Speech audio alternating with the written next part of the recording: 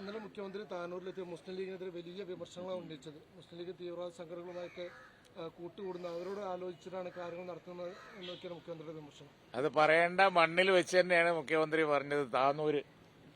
താന്നൂരില് മുഖ്യമന്ത്രിയുടെ വാക്ക് അറം പറ്റിയ പോലെയാണ്. കാരണം 2 ദിവസം മുമ്പ് താന്നൂർ MLA പറഞ്ഞിരുന്നു, ലീഗിനെതിരായി ഞങ്ങള് എല്ലാവരുമായിട്ടും കൂട്ടുകൂടിയിട്ടുണ്ട്.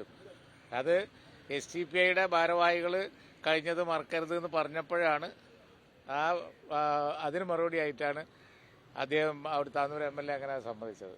അപ്പോൾ താന്നൂരിലൊക്കെ എല്ലാവരുമായിട്ടും കൂടി ആ വോട്ടൊക്കെ വാങ്ങി ജയിച്ച് അതേ മണ്ണിൽ വന്ന് അതിനൊക്കെ എതിർത്ത് ജയിക്കുകയും തോൽക്കുകയും ഒക്കെ ചെയ്തുകൊണ്ടിരിക്കുന്ന ലീഗിനെ പറ്റി പറയുമ്പോൾ കേൾക്കുന്ന ആളുകൾക്ക് പറയുന്ന വാക്കും ചെയ്യുന്ന പ്രവൃത്തിയും തമ്മിലുള്ള വ്യത്യാസം നല്ലപോലെ മനസ്സിലാവും. പറയുന്നത് മുഖ്യമന്ത്രിയാണെങ്കിലും ശരി, കാര്യം ജനങ്ങൾക്ക് ബോധ്യമാകുന്നുണ്ട്. തെരഞ്ഞെടുപ്പ് വന്നാൽ ലീഗിനെതിരെ എല്ലാവരെയും ഒരു വേദിയിൽ അണിനിരത്തുന്ന പാർട്ടിയാണ് CPM. അതിന് നേതൃത്വം കൊടുക്കുന്ന മുന്നണിയാണ് LDF. പൊന്നാനിയുടെ മണ്ണിൽ ഇത് എത്ര പ്രാവശ്യമായി ആവർത്തിക്കുന്നു. പൊന്നാനിയുടെ മണ്ണിൽ ഒരു സമയത്ത് അവരൊരു വേദി ഒരുക്കിയിരുന്നു. അവിടെ അണിനിരക്കാൻ ആരും ബാക്കിയുണ്ടായിരുന്നില്ല. കിട്ടാവുന്നവരെല്ലാം ഉണ്ട്. മുള്ളുമൂർക്കൻ എന്ന് പറയാറില്ലേ എന്ന് പറഞ്ഞതുപോലെ എല്ലാവരെയും ഒരു സാമ്പാർ, മനോഹരമായ ഒരു പേര് മലപ്പുറം ജില്ലയിലാണ് ജനിച്ചത് ഇത്തരം ഒരു മുന്നണിക്ക്. ആ മുന്നണി പേര് എത്ര ഭാവനാസമ്പന്നമാണ് എന്ന് ആലോചിച്ച് നോക്കിയേ. അതെന്നെ മറുപടിയാണ് സാമ്പാർ മുന്നണി. ലീഗിനെതിരെ സാമ്പാർ മുന്നണി വെച്ച് സാമ്പാർ വിളമ്പി അവിടെയും ഇവിടെയൊക്കെ ഒറ്റപ്പെട്ട ജയങ്ങളുണ്ടാക്കി. എന്നാൽ ബഹുഭൂരിപക്ഷം സന്ദർഭങ്ങളിലും ഇത്തരം പരീക്ഷണങ്ങളെ അതിജീവിച്ച് ഒരിക്കലും തീവ്രവാദത്തോടും അതുപോലെ തന്നെ ന്യൂനപക്ഷ വർഗീയതയോടും ഭൂരിപക്ഷ വർഗീയതയോടും ഒന്നും കോംപ്രമൈസ് ചെയ്യാതെ നിൽക്കുന്ന ലീഗിനോടാണ് താന്നൂരിൻ്റെ മണ്ണിൽ വെച്ച് ഇത് രണ്ടിനെയും ഒരുമിപ്പിച്ച മണ്ണിൽ വെച്ച്, പൊന്നാനിയുടെ മണ്ണിൽ വെച്ച് മുഖ്യമന്ത്രി ഇത് പറഞ്ഞത്. വാക്ക് അറം പറ്റിയിരിക്കുകയാണ്. ജനങ്ങൾക്ക് മനസ്സിലായി വാക്കും പ്രവൃത്തിയും തമ്മിൽ യാതൊരു ബന്ധവുമില്ല. ലീഗിന് വലിയ ദുരന്തം ഉണ്ടാകുമെന്ന്, അതായത് കോൺഗ്രസിനുണ്ടായിട്ടുള്ള തകർച്ച മുസ്ലിം ലീഗിനും ഉണ്ടാകും എന്നുള്ളൊരു മുന്നറിയിപ്പൊക്കെയാണ് മുഖ്യമന്ത്രി ലീഗിന്. അല്ല, ഒരു ദുരന്തം വരാൻ പോകുന്നുണ്ട്. അത് LDFന്റെ പരാജയമാണ്. അദ്ദേഹം അത് മുന്നിൽ കണ്ടു വർത്തമാനം പറഞ്ഞു എന്ന് മാത്രമേ ഉള്ളൂ. അല്ലാതെ ഒന്നുമില്ല. ഈ തെരഞ്ഞെടുപ്പിൽ എല്ലാവരും ആഗ്രഹിക്കുന്നത് ഈ ഗവൺമെന്റ് ഇനി ഒന്ന് മാറണം എന്നുള്ളതാണ്. ആ വികാരം പാർലമെന്റ് തെരഞ്ഞെടുപ്പിൽ പ്രകടമായി. മലപ്പുറം ജില്ലയിലാണെങ്കിൽ ഇപ്പോൾ മലപ്പുറം ജില്ലാ സെക്രട്ടറി എന്റെ അടുത്ത് നിൽക്കുന്നുണ്ട്. ഇപ്പം അടുത്ത് നടന്ന ഉപതെരഞ്ഞെടുപ്പുകൾ, ജില്ലാ പഞ്ചായത്ത് ഉപതെരഞ്ഞെടുപ്പിൽ കഴിഞ്ഞ പ്രാവശ്യം 1000 വോട്ടിന് ജയിച്ചു കൊടുത്തിട്ടാണ് ഞങ്ങൾ 8000 വോട്ടിനാണ് ജയിച്ചത്. അവരെ 2 വാർഡ് തിരിച്ചു പിടിച്ചു. അവരെ 2 വാർഡ് ഞങ്ങൾ തിരിച്ചു പിടിക്കുകയും ചെയ്തു.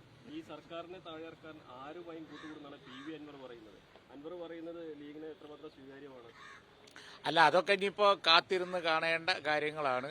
കാരണം എന്താണെന്ന് വെച്ച് കഴിഞ്ഞിട്ടുണ്ടെങ്കിൽ UDF ഒക്കെ ചർച്ച ചെയ്തിട്ട് തീരുമാനിക്കേണ്ട ഒരു വിഷയമാണ്. കാത്തിരുന്ന് കാണേണ്ട രാഷ്ട്രീയം മുൻകൂട്ടി പ്രവചിക്കാൻ കഴിയില്ല. അപ്പോൾ അങ്ങനെ പലതും കേരള രാഷ്ട്രീയത്തിൽ ഇനി സംഭവിക്കും. അപ്പോൾ അതിനൊക്കെ പല സാധ്യതകളും ഉണ്ട്. കാരണം എന്താണെന്ന് വെച്ചാൽ ഈ ഗവൺമെന്റിന്റെ ഒരു കാലാവധിയായി, ഇനി ഈ പരീക്ഷണം ഒന്ന് അവസാനിപ്പിക്കാറായി എന്ന പൊതുവികാരം സംസ്ഥാനത്ത് നിലനിൽക്കുന്നുണ്ട്. അപ്പോൾ പല സംഭവവികാസങ്ങളും ഉണ്ടാവും. ഈ നേരത്തെ പലപ്പോഴും മുസ്ലിം ലീഗിന് ഒരു മതേതര സർട്ടിഫിക്കറ്റ് നൽകാനായിരുന്നു CPM മത്സരിച്ചിരുന്നത്. ഇപ്പോൾ തുടർച്ചയായിട്ട് മുസ്ലിം ലീഗിന് തീവ്രവാദ പട്ടമാണ് ഇപ്പോൾ CPM നൽകിക്കൊണ്ടിരിക്കുന്നത്.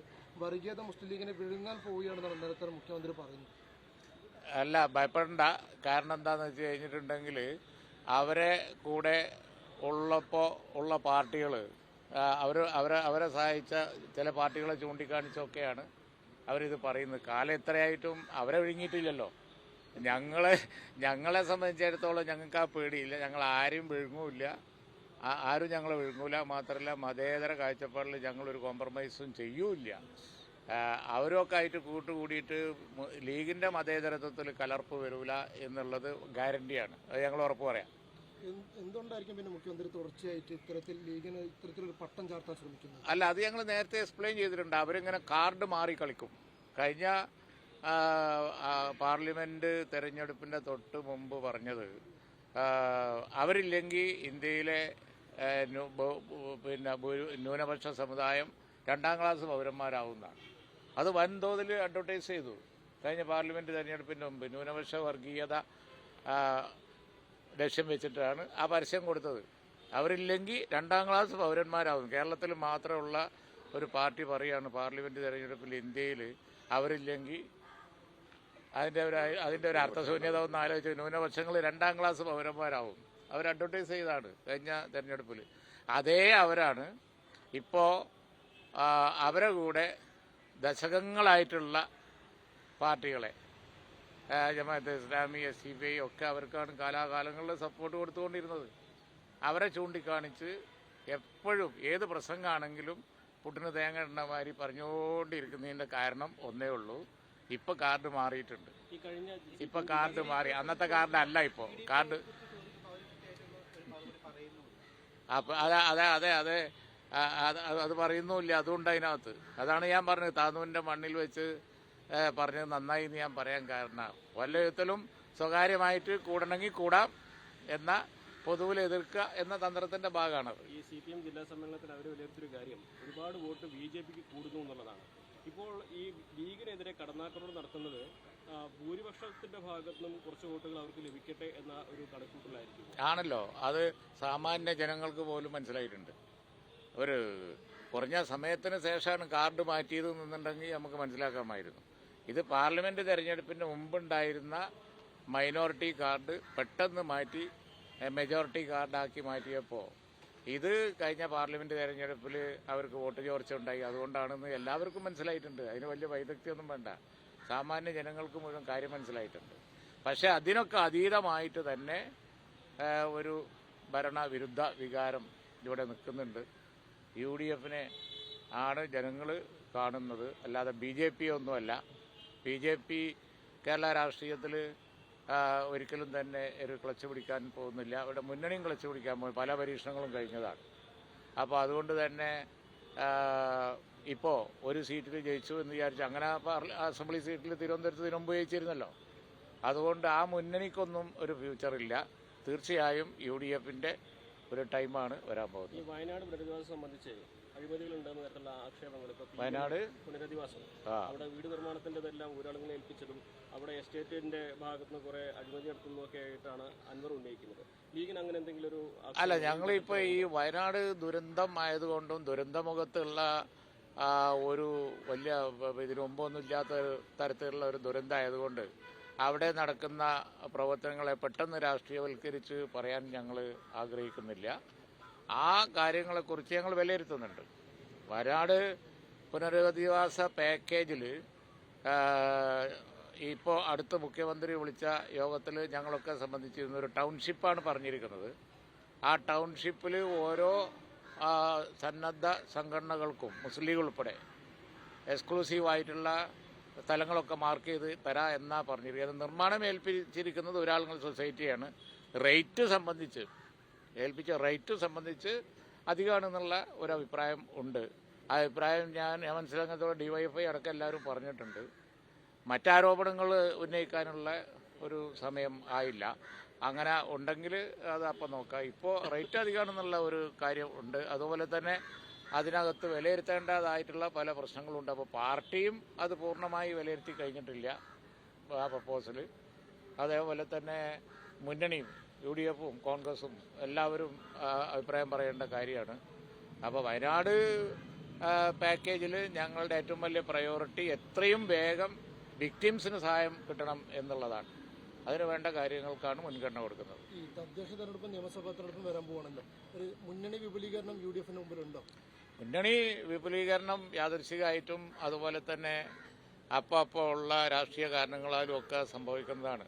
മുന്നണി വിപുലീകരണം എന്നുള്ളത് നമ്മളിങ്ങനെ പ്ലാനിട്ട് അങ്ങനെ കൊണ്ടുപോകുന്നതല്ലല്ലോ. ഏത് പാർട്ടിക്കാണ്, ഏത് വ്യക്തികൾക്കാണ്, ആർക്കൊക്കെയാണ് മുന്നണി മാറാൻ തോന്നുന്നതെന്ന് ഇപ്പോൾ പറയാൻ പറ്റുമോ? ആർക്കെങ്കിലുമൊക്കെ തോന്നുന്നുണ്ടെങ്കിൽ അപ്പോൾ അത് അതിന്റെ മെറിറ്റ് നോക്കി സീരിയസ് ആയിട്ട് അതിന് തുറന്നിട്ടിരിക്കുകയാണ്. അടക്കേണ്ട കാര്യമില്ലല്ലോ. അത് കാത്തു നിൽക്കുന്നുണ്ടോ? നിങ്ങൾക്ക് എന്താ തോന്നുന്നുണ്ടെങ്കിൽ വിവരം പറയണം. ഞങ്ങളെ അറിയാതെ പോണ്ട. ജാമ്യാനൂരിലേക്ക് രമേശ് ചെന്നിത്തല എത്തണം. കൂടി താല്പര്യപ്രകാരമാണ് ചെന്നിത്തല എത്തുന്നത് എന്നുള്ളൊരു ജാമ്യാനൂരിന്റെ ആള് അമീതാണ്. ജാമ്യാനൂരിന്റെ പ്രത്യേകമായി രമേശ് ചെന്നിത്തല കഴിഞ്ഞ പ്രാവശ്യം നമ്മളെ പ്രതിപക്ഷ നേതാവ് VD സതീശനായിരുന്നു നമ്മളെ സമ്മേളനത്തിൽ. ഇപ്രാവശ്യം ഞങ്ങള് പിന്നെ രമേശ് ചെന്നിത്തല വിളിച്ചു എന്നുള്ളത് ഒഴിച്ചാൽ വേറെ നിങ്ങളെ കാണുന്ന ഒരു പൊളിറ്റിക്സും ഇല്ല ഇതില്. എല്ലാത്തിനും രാഷ്ട്രീയം കാണണ്ട. പൊളിറ്റിക്സും ഇല്ലെന്നർത്ഥം. ഓരോരുത്തരും മാറി മാറി എല്ലാ നേതാക്കന്മാരും അവിടെ വരാത്തൊരു നേതാക്കന്മാർ ജാമ്യാനൂരി അറബിക് കോളേജിന്റെ സന്നദ്ധദാന സമ്മേളനത്തിൽ പങ്കെടുക്കാത്ത ഒരു നേതാക്കന്മാരുമില്ല. പലപ്പോഴും ഓരോരുത്തരും മാറി മാറി വിളിക്കും. ഇപ്രാവശ്യം ഞങ്ങൾ രമേശിനെ വിളിച്ചു. കഴിഞ്ഞ പ്രാവശ്യം പ്രതിപക്ഷ നേതാവായിരുന്നു, മുരളീധരൻ ഉണ്ടായിരുന്നു. അങ്ങനെ ഓരോരുത്തരെയും വിളിക്കുന്നപ്പോൾ നിങ്ങൾ തന്നെ കാണണ്ടല്ലോ. അപ്പൊ അതിന് വേറെ ഒരു യാതൊരു വിധ നിങ്ങൾ കാണുന്നത് ദുഷ്ടലാക്കൂല്ല. എല്ലാരും വിളിക്കുന്നുണ്ട്, NSS-ഉം SNDP ഒക്കെ വിളിക്കുന്നുണ്ട്. നല്ല കാര്യല്ലേ? അതാണ് ഈ സന്തോഷമുള്ള കാര്യല്ലേ? ഞങ്ങളെ അല്ല, അത് മൊത്തത്തില് അതായത് അതാ പറഞ്ഞത്, മൊത്തത്തില് ഞങ്ങളെ എല്ലാവർക്കും വേണ്ടി ഒരു കാലാണ് വരാൻ പോണേ.